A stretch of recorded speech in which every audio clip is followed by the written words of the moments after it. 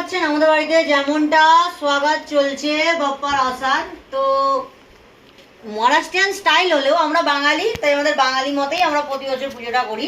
But এখন বাপ্পাকে দেখাচ্ছি না, ওনার মুখ বাঁধা আছে। তো রাত্রির এখন 1টা বাজে, আমি বসে পড়েছি নারকেল আর এই মিক্সি নিয়ে।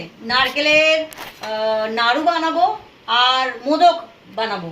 তো রাত্রির 1টা বাজে, অর্ধেকটা পেশা হয়ে গেছে আর অর্ধেকটা এই যে করতে চলে এলাম।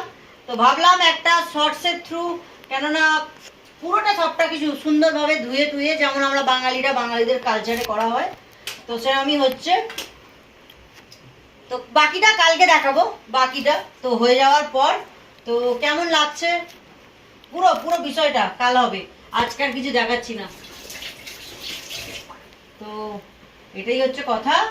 আর সারপ্রাইজ বাপ্পা আমার ঘরে এসে গেছে।